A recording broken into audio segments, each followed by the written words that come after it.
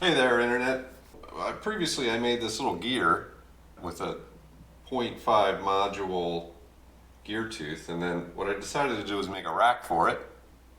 And I hooked it up to a sensor back here. Let's see if I can show you the sensor. That's an mlx90393 with a little tiny diametrically magnetized magnet on there. So here's what it looks like in Fusion. So you've got a little retainer there that will constrain the motion of the rack a little bit. And then I just turned this out of aluminum on the lathe. It's 8 millimeters here, and the magnet's 6 millimeters, and then the shaft is 5 millimeters on the inside there. The bearing sticks out a little bit of proud, and I've got mounting holes for the mlx sensor.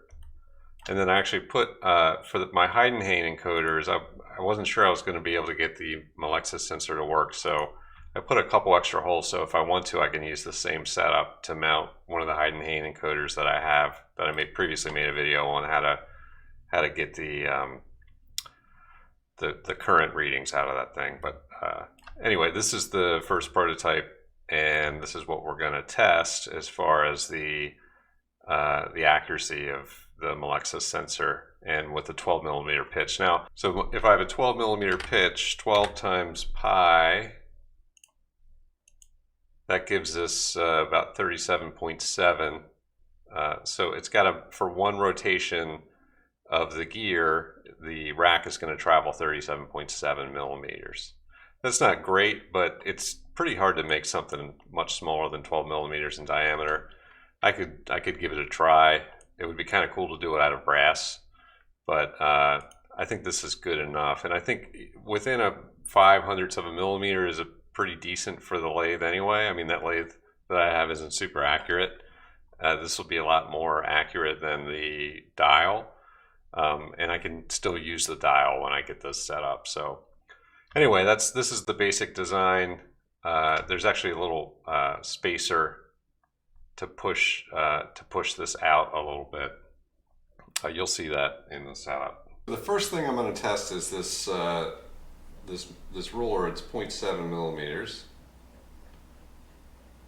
So we got 0.73. Then I got this. This is 8.45. We get 8.41-ish. And this is about 15.2.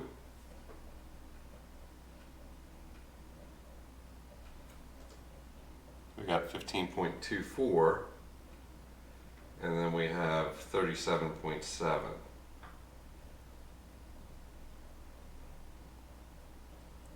$37.75. So that's not terrible. And I think I can actually use this for my lathe as a DRO on the cross slide. The code is pretty straightforward. It really wasn't that difficult to make. I just cut these parts out on the CNC machine.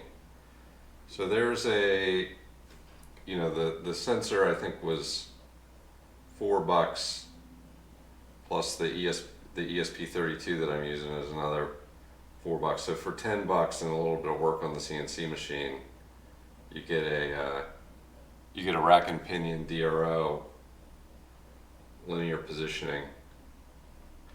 There's a little bit of slop. I think I can tighten that up by putting a bolt right here, but there's still just a little tiny bit of slop.